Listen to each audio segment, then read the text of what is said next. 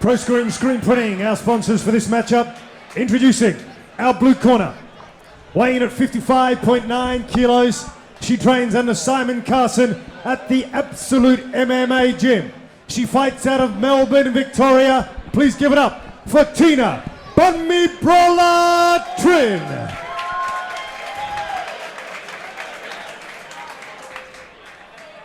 Her opponent in our red corner has a record of 2 fights and 2 wins. She weighed in at 56.6 kilos, trained by Nicole Szepesvary at the Combat Lab. Please welcome Nicole Szepesvary.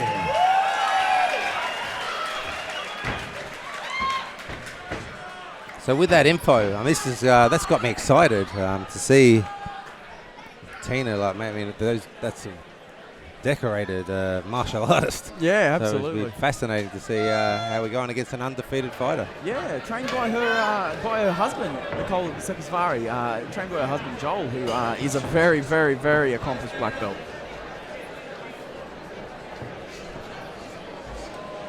Both these ladies absolutely have the credentials in very, very different ways. Well, undefeated fighter, they always say the undefeated fighter doesn't know if they can lose. So yeah, that's true.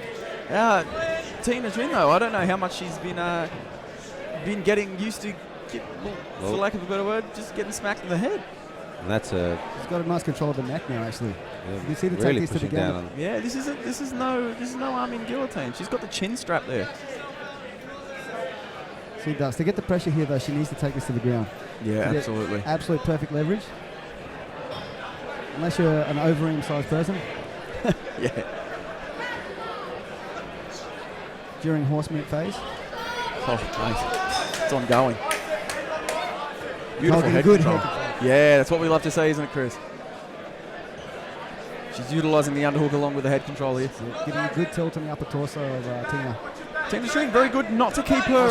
she's got control of her outside arms, which is leaving her open for these strikes here. If you can see that grip from the back she's got. Oh, she tries to snatch the back.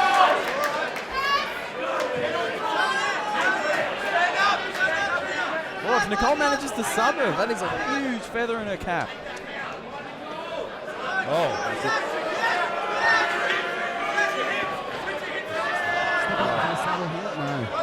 Oh, and she's used it to get into almost a quarter mount position.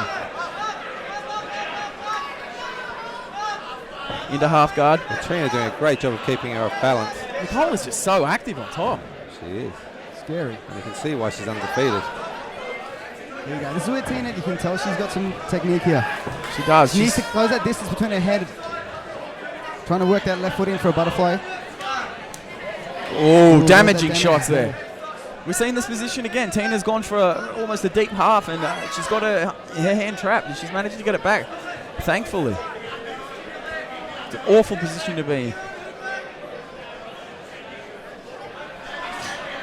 Unfortunately for Tina, Nicole's just getting good distance between the two chests, so she's able to rain down these punches.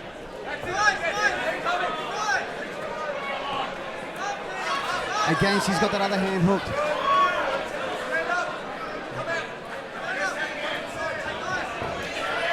Up in their feet again. Just makes a massive difference to the element. A lot of these, jiu-jitsu artists or judo, just the throwing the punches in there, it really changes the dynamic of what you're trying to do in your martial art. Yeah, you're not Get around live.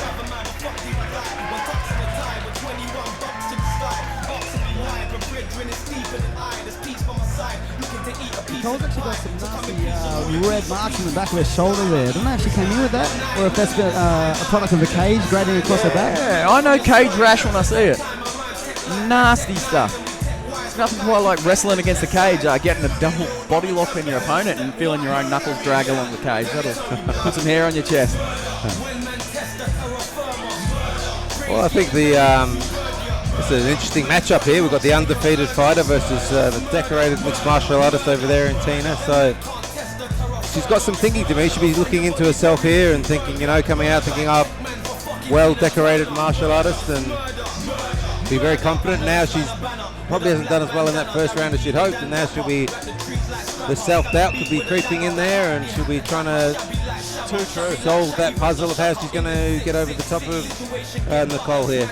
Big thanks to ProScreen, the original and the best since 2003, for all your screen printing and graphic design. ProScreen.com.au.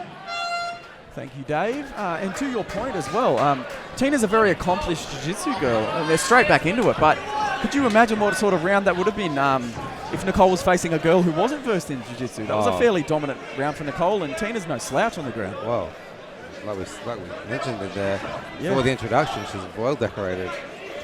So, yeah, obviously, as you said, her husband is a black belt, and obviously she's done a lot of work with him as well.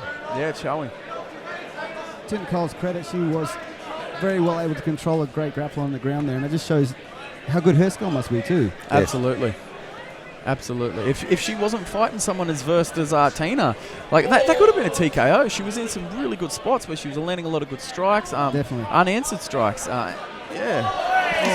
You've got Marco Hua style knees to the legs there. Oh, that's what you want to see. Anything. Chop the tree down. Start at the bottom. You don't chop a tree down from the leaves at the top. I'm waiting for the toe stomps. Oh, a thing of beauty. That warms my heart. She's doing very well to control that outside hand. Every time, see, she reaches around the back. And here we are again. The opposite hand, and so there's nothing to defend her face as she's punching.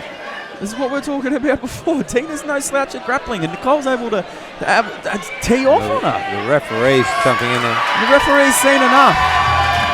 Wow. Straight out of the Khabib hand. Yeah.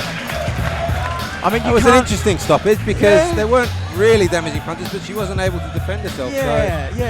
It's a, you'll probably have some people saying, well, she wasn't hurt, but the end, I think the rule is if you're not able to defend yourself. So I think it comes down to volume. There was several, wasn't there? It was like, there must have been 10, 15 of them. Exactly. Unanswered punches. I share your enthusiasm for how strange that these stoppages are, but you can't fault the ref. They've always got the fighters' best interests at heart. But but there's one of those. I'm certainly not accusing the referee I didn't think you were. Salacious accusations. But I'm just saying that you get those Round of decisions. They're applause for horrible our to get as a ladies. All referee. thanks to ProScreen. The clock gets stopped in round number 2 at the time of 1 minute and 24 seconds gone. Your winner by TKO, Nicole Szepesvary.